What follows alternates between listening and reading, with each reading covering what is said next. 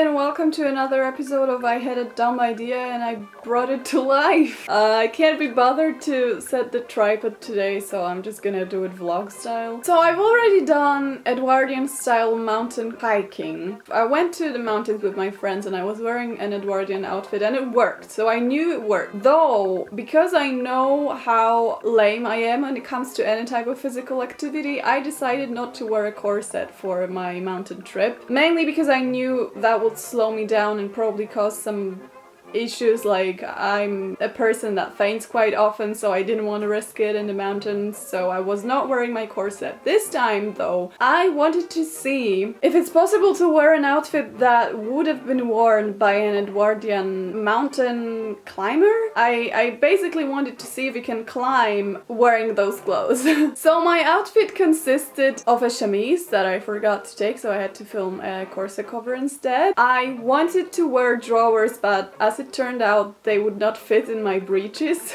So I wore my corset, which is the same corset that you've seen in the Are Edwardians Hot in the Summer video, but I still decided to wear it because it is still a corset, it is still tight, and I wanted to see if it limits my physical abilities, which as we all know are great. Then I wore an actual corset cover that still does not possess straps. This layer was basically to cover the boning of the corset that kind of could be seen through the blouse and to give me this pigeon breast slash Edwardian lady silhouette. Now this may not have been the best idea because it kept bundling underneath my shirt and it basically ended up looking kind of awkward at some point, but you know, lesson learned. Then I chose to wear bum pad slash bum enhancer that I also wore in my Edwardian summer video. So then the next thing I was wearing was a pair of breeches. Now those were made for my 1920s hiking outfit and they are actually quite universal. Like from what I've seen, female breeches were not changing much in the first half of the 20th century. So these worked for 1940s, 1920s, and now I've decided to give them a try.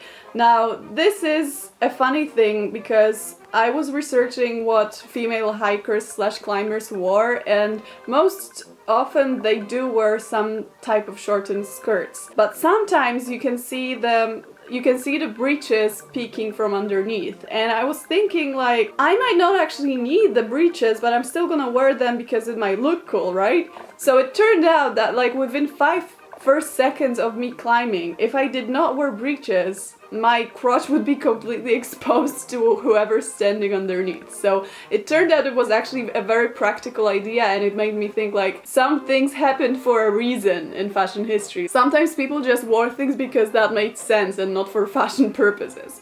So I wore breeches underneath my outfit, and then on top of that I wore a woolen skirt that I originally made for an 1895 cycling outfit, but I've been wearing it on and off in sporting activities. So I also wore a boater hat because I've seen that being worn on photographs, and I wore my lace-up boots, which I also wore to the mountain trip. I was a bit worried about my shoes because they're slightly too big, and I have been climbing into big shoes before and that sucks, like that just doesn't really work. So I stuffed them with whatever I could. I wore like super thick socks and stuff, but they still proved a little bit tricky to master. So what happened was I wore all the layers and I asked my friend to come with me and shoot me like camera-wise while I attempt to climb. Now one thing I didn't think of and I didn't take into account is that I'm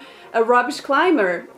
So this whole experiment, this whole idea was faulty from the beginning because I can't climb in my normal clothes. So like, what was I trying to prove here? So I started off with one, I don't know how you call them, I'm just gonna call them paths. So I started off with this one really easy path. Basically all of the easy paths are yellow at the place. So I was starting off with all the yellow paths, and it turned out that if the block that is supposed to support your foot is really tiny, my feet just can't handle it, and I'm pretty sure that's the fault of the shoes because they're just a bit too big and not fitted. And I think if those were fitted boots, they might have worked better, but basically I kept just slipping off the first couple of times, so that didn't really, do much. But as it turned out, the whole outfit worked quite well for climbing purposes. I did not feel my corset at all, and I laced it quite tightly because I wanted to have the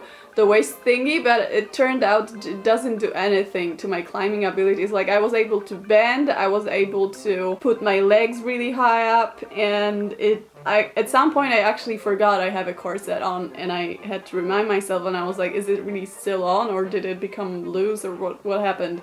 So that didn't affect my performance at all. The skirt turned out to be comfortable, more comfortable than I thought actually, because it's quite wide and it didn't really tangle around or do anything weird. But the breeches though, they saved my life, because I honestly did not know that my legs would be so exposed. Edwardian lady alert, knees visible. If not for breeches, my whole legs and a bit of my ass would be on view. So that's one wise decision I made that day, to wear the breeches. And also whenever I was falling or like jumping down, obviously the skirt would just fly up, so like all of the breeches would be visible. Another thing that I've noticed was the blouse. Now, while my blouse is not completely historically accurate for the period because it's 1920s and I was trying to sort of style it like 1910s, so obviously it's not tight around the waist because 1920s ladies did not care about waists at all. But what I've noticed is that no matter how hard I try to keep it tucked inside the skirt, it would just start poking out at some point. And that's something I've always wondered whenever I'm wearing a blouse and skirt combination. Doesn't matter if it's Victorian or Edwardian, it always comes out. It's always, at some point it's always becoming loose, and it's enough to just like bend forward and the back is just out. So I'm wondering if they had a special solution, like, I don't know, a shirt attached to the garters or whatever to just keep the shirt in place, because at some point it was a complete mess and it really did not look good, let me just tell you that. The hat was quite firm on my head, despite jumping around and like,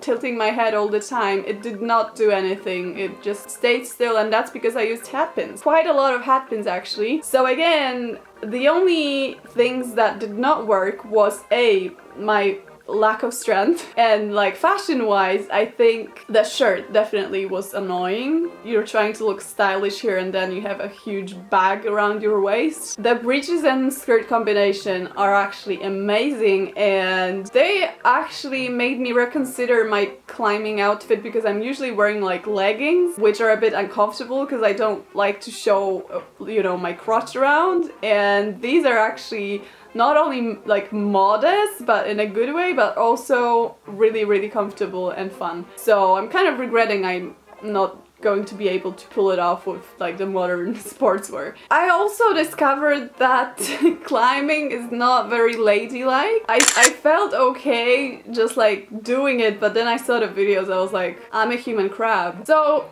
anyway, these are all the conclusions I came to. Is that even a word in English? That was very interesting. My hands hurt, but that's not because of the outfit though. And I think it shows that old sportswear was actually thought through. Like it wasn't random. And I honestly wouldn't mind wearing that to the gym because it looks dashing. Thanks for tuning in, and goodbye.